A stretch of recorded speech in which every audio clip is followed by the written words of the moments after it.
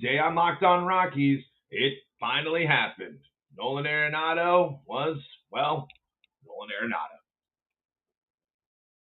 You are Locked On Rockies, your daily Colorado Rockies podcast. Part of the Locked On Podcast Network, your team every day.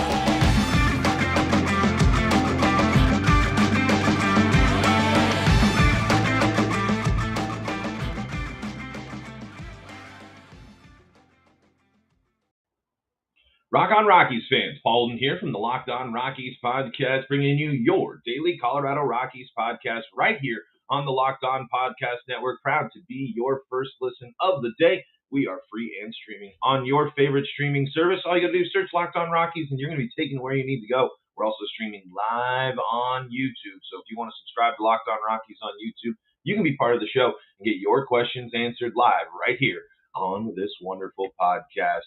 We are part of the Locked On Podcast Network, your team every day. And, of course, who am I? I'm Paul Holden, your Rockies fan extraordinaire. Been following this team my whole life, bringing you your daily Rockies podcast for about 2 seasons now. Got a few hundred of these bad boys done for all of our Rockies fans out there. So lots of love for this team, lots of frustration for this team. And I would say it was on full display last night as it finally happened. It didn't really happen as much last year. I mean, we saw some stuff.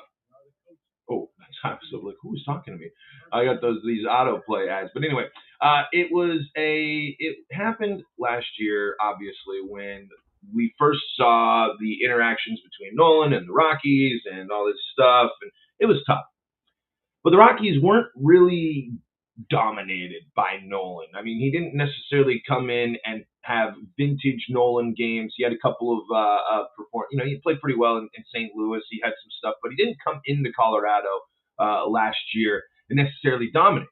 And that was the case in game one of this one. Nolan, a couple of plays that were tough, very tough, very, very, very tough plays to make. But Nolan is the type of player and the guy that you expect to make some of those plays. Well, last night, that was the whole thing. That was on. I couldn't stop thinking about it yesterday. Nolan Arenado was such a huge impact on that game yesterday, and not only just a huge impact, but a huge impact in every single thing you appreciate about what Nolan Arenado brings to the ballpark. Nolan Arenado hit a huge home run, massive home run. The Cardinals were very much in the lead at that point. Nolan Arenado was part of the big onslaught in the first inning, and Nolan Arenado made incredible defensive plays. When you see him run into foul territory, make a basket catch while running the opposite direction, somehow stop his body, turn around, and not throw a dart, but a perfectly acceptable, on-target wad ball that goes right into the catcher's mitt where he's standing exactly on home plate to prevent any form of a quick run being scored for the Rockies. That is the type of player Nolan Arenado is. That is the caliber, the level of play that Nolan Arenado is capable of is astounding. It truly, truly is astounding. And this was the first time in the post-Arenado world that Nolan Arenado came in as a visitor and absolutely cleaned up the Colorado Rockies. And it sucks. I don't know. I'm trying to be better. I'm trying not to live in the past so much and dread. I mean, I know there's a lot of people out there that say Nolan's old news, but what last night showed me, and this might be for me, it might not be for you. And I've said this before. I'm not going to get over it until Eleris Montero develops into a Nolan Arenado type caliber player. I'm not going to get over it. Unless the Rockies, out of any of those players that come over in that trade, come close to what Nolan Arenado is and has done for as long as he's done, then I will feel a little bit better about it. But until that time comes, this will forever and always be a mistake. The Rockies let a generational talent leave when they had him under control. And what happens? One of the big pieces, the big picture, that was headlined on this thing. Gomber is our guy. Nolan Arenado takes deep for a massive tank. Trading for prospects, trading for whatever, the trading for the players that they did. I'm hopeful. I'm hoping it develops, but Nolan Arenado is out there. He was there, and he's only gotten better. Nolan Arenado is having his best season ever, arguably, right now. And the Rockies are 14 games below 500. They are not relevant. And maybe that's part of why they moved on, but I mean, it's different if you keep Nolan. But this, I will never enjoy watching the Rockies play the Cardinals. There's just no universe. There's no way around it. Every time that the Rockies play the Cardinals, I am going to be frustrated. I despise watching these series. I really do. I can honestly say that, because while there's still plenty of time for Montero and such to contribute to the Rockies, Nolan Arenado is doing it right now for the Cardinals. He's doing it right now. And Nolan Arenado is someone, he's in the MVP race, folks. When you look at where the Rockies are right now versus where they could have been in 2022, I always bring these conversations up because it's on full display. It was the Rockies' small little window smashed because of the front office, because of a GM that got to sneak away. It all just comes back. I don't know how it feels for you, Rockies fans, but every time I see Nolan Arenado come back up or come to the dish or do something for the Cardinals, especially against the Rockies, my blood boils.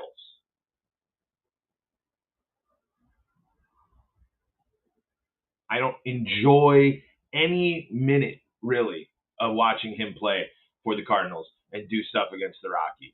I got a little bit of joy watching him put his glove on his head the other day and being frustrated there, but it's not the point. I am still frustrated because 2022, 2021, and obviously were supposed to be years of golden for the Rockies. It was supposed to be an era where the Rockies finally committed to what they were doing. They had the players they needed, but instead, mistake after mistake after mistake after mistake. And then it's just hammered into your head as a Rockies fan when you listen to "Let's Go Cardinals" chants and Nolan Arenado get a wave of applause in a place that is full of red and not purple. Where in this year, it should be full of purple for a Rockies team that's going out to contend, headlined by a dominant infield. It just, watching Nolan be so good just reopens everything for me. And I know it's not the same for all Rockies fans, but it is for me. When you watch one of your favorite players of all time for your team dominate still for another team and do it against your team, it sucks. I just hate when the Rockies play the Cardinals. I absolutely hate it. It just does not make me feel good whatsoever, especially when the Cardinals are sitting over there with 2 MVP candidates. In case you're curious, Nolan Arenado last night, 3 for 5, a home run, 2 RBIs, no strikeouts. Nolan Arenado is batting .304, .371, .932 this season with 23 home runs, 71 RBIs, and 117 hits. No one on the Rockies comes close, folks. Comes close to that level of production all year.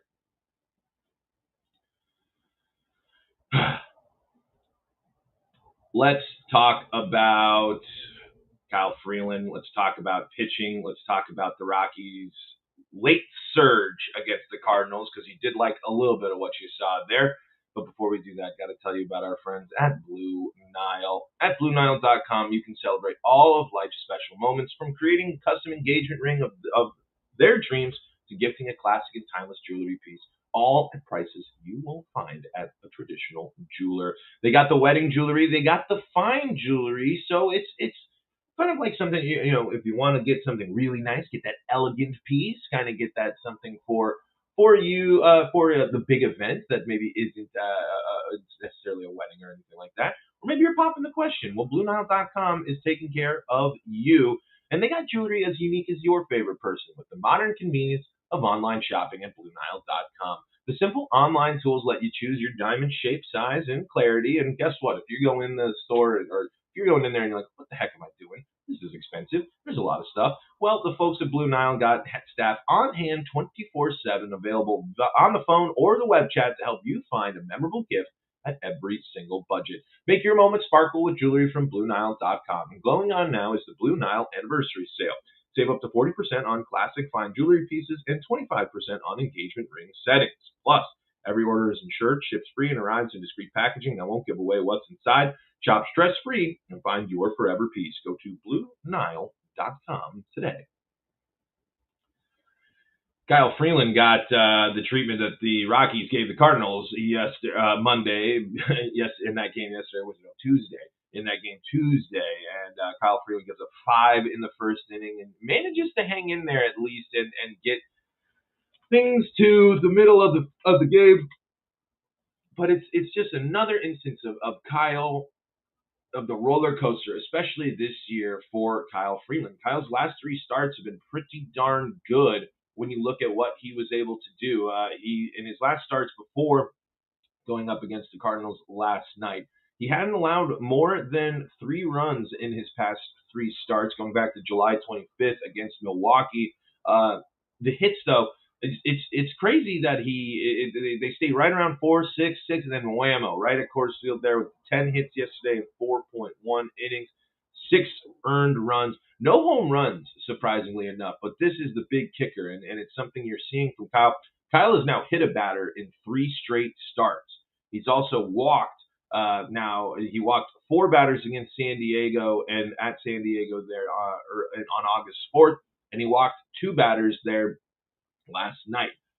Walks will haunt. Walks will kill you. Walks are just so detrimental, especially to a team like the Rockies, and especially at a place like Coors Field. Walks are the easiest way to allow your opponent to get right back into games and take huge advantages. I mean, it's not just Coors Field. Any place that you go, when you're going to give up multiple walks in the first inning and hit by pitches, and that leads to, on top of the fact that your control is already off, we're going to see stuff like that.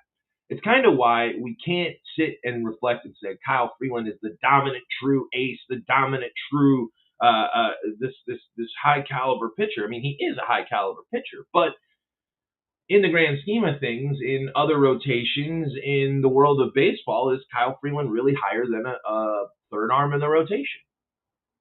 Do people really would people really turn to Kyle Freeland at the front of their rotation? I don't necessarily think so, unless they were looking to do something similar to what the Rangers did with John Gray.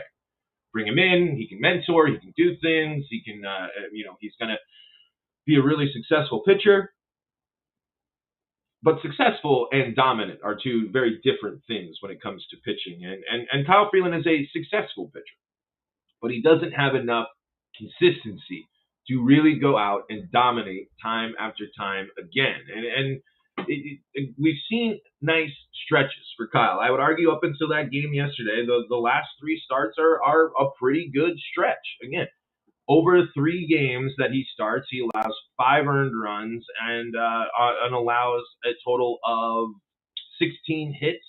And the big damage the big thing there is the walks. 4 walks there in the starts previous to this, and a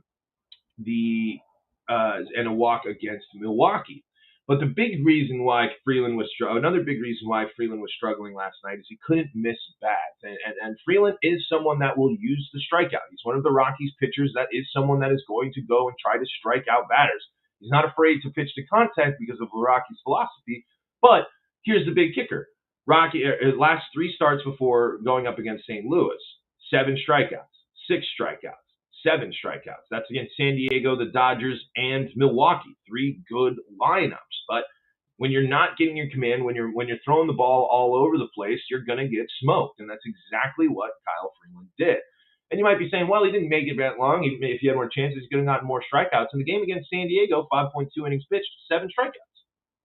Freeland was able to get 7 strikeouts in 5 2/3 innings worth of work. And he can do that.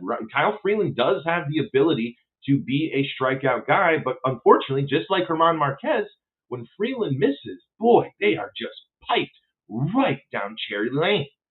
And we've seen that a ton this year. When the Rockies miss, they miss bad. They miss bad, and it's bell tie, center cut, bingo, bongo, that ball is gone. Can't have that. It's a recipe for ultimate disaster for Rockies pitching, walking people and not getting strikeouts. I am a firm believer that the Rockies don't have the same caliber of defense and the same players that they have to philosophize. Their whole philosophy of pitch to contact can't continue to be that. The Rockies need good strikeout pitching. Good starts for Rockies pitching have always come when they have a lot of strikeouts. It's just simple. They can't do damage at Coors Field. They can't do damage against you. They can't hit the ball. But this year, we have seen that the opponents for the Rockies can hit the ball. Lighter note, good news from last night. Jose Iglesias, 2 hits and 2 RBIs. Brendan Rodgers, another 3-hit game and an RBI. They scored 3 runs in the 9th. They really at least kept it interesting there at the end, and really kept it interesting there at the end. They honestly had something working pretty well. It wasn't going to be enough. I wasn't really sure that the Rockies were really going to pull it off, but they had the right things going there. And the Rockies have shown this year too a couple times that it's nice to see that they don't give up, and they've had some good late pushes. They've had some nice attempts to come back, attempts to do something crazy that have fallen short. But at least that is one thing that you can say. The Rockies are still getting some really solid performances from some players, and that includes Jose Iglesias and Brendan Rodgers. Brendan Rodgers especially. Brendan Rodgers could be hitting 300. I mean, just think about that, folks. I mean, the way the season started, I mean, there were people, and I know you're listening to this podcast, you said, what are we doing? What's he doing? Are we going to send him back down? Are we going to do this? Brendan Rodgers has been really, really special for the Rockies. He's gotten that WAR up to 3.3. The batting average is 288. He's got 10 home runs, 53 RBIs, 337 OPP, a slugging of 4.34, OPS of 772. I mean, folks, Brendan Rodgers is a player to be excited about for the Rockies. He has been someone that has been really, really nice after that struggle for the season here. It's just been a crazy swing here for Brendan Rodgers. And Rodgers, his last 30 games, we're going to his last 30 games here. In 121 at-bats, he's got 43 hits, 2 home runs, 13 RBIs, 9 walks, 21 strikeouts, still striking out a little bit, but that's not, it's still, that happens, especially in today's world. But batting average of the last 30 games, 355, 391, 455. Brendan Rodgers is a certified stud. He is, when we're looking at players to be really excited about, we started the show off talking about how tough that is. Players like Brendan Rodgers are the reason that you sit there and say, there's something there. There's something there. If Rodgers put together actually a decent to bad, not horribly bad first month of the year, Rodgers would have been an all-star. Rodgers would have been continuing to be someone that the Rockies really, really can count on and turn to. He has been an absolute bright spot for the club. Hey, and here's the thing: the Rockies still in a position to win this series, and these are games that are important games to take away from the Cardinals. Let's break down how today's afternoon game looks. But before we do that, did you know the key to sustainable weight loss is through your liver? The liver is the body's metabolic furnace. It's responsible for flushing out harmful toxins and igniting your fat-burning metabolism. And most of us have underworked livers. The diets, the processed foods, the toxins in the air, and just, sitting around doing podcasts. But Thanks to Liver Health Formula by Pure Health Research, Liver Health, it's now easy to rejuvenate your liver health and reignite your metabolism. Liver Health Formula contains 8 liver-boosting super nutrients like turmeric, beet, and artichoke extract, all of which work together to wake up a sluggish liver. And best of all, Live Health Formula makes it easier to maintain healthy body weight long term. And as a listener of our show, you can try Liver Health Formula risk-free today. Get a free bottle of Curb Fit with your order. Curb Fit is a safe and all-natural appetite suppressant, making it easy to say no to naughty foods. Go to liverhealth.com/MLB to learn more. And again, that's liverhealth.com/MLB to try Liver Health Formula completely risk-free and claim your free bottle of Curb Fit with your order. Go to getliverhealth.com/MLB now to get started. Rockies Cardinals here in the rubber match going out against, it is Dakota Hudson taking on German Marquez. German Marquez has been pretty good against the Cardinals in his career. I believe he got like a 2-1 with like a mid-2 ERA for Marquez against the Cardinals. German is at home this year. 12 starts. He's given up 45 runs, 14 home runs, walked 18, struck out 59. He's 2-5 with a 6.11 ERA. And in his last starts here for German, looking to keep the runs down. He's got that one game against the Dodgers there that was 5. Sorry about that. But his other starts and his last 5 starts, 4 out of his last 5 starts, he has held the opponents to, he's only given up 2 runs or less. And so that one outlier there with the Dodgers, let's hope that German can continue his good streak against the Cardinals. And let's see here.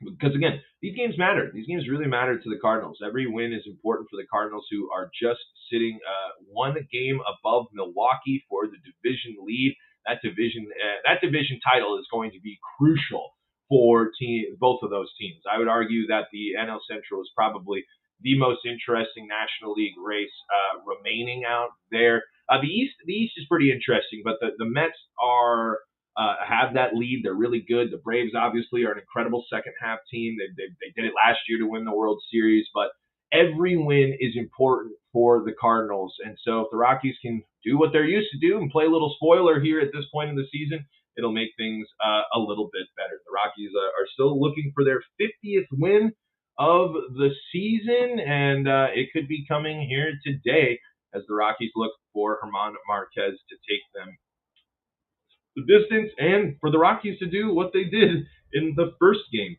against the Cardinals. It's been a very much a Coors Field series so far in this one, and we'll see how it shakes out today. Folks, that's going to do it for today's episode of Locked On Rockies. Thank you all so much for tuning in and joining the show. You can find us on YouTube at Locked On Rockies. You can also follow us on Twitter at LO Rockies. You can follow me at Paul Holden 33. Now that you made Locked On Rockies your first listen of the day, go check out Locked On MLB and stay up to date with all things in the world of Major League Baseball. You can also stay up to date with Colorado sports with the Locked On Broncos, Locked On Avalanche, and Locked On Nuggets podcast, as well as us here at the Locked On Rockies podcast. Folks, until next time, I'm Paul Holden saying so long from the Locked On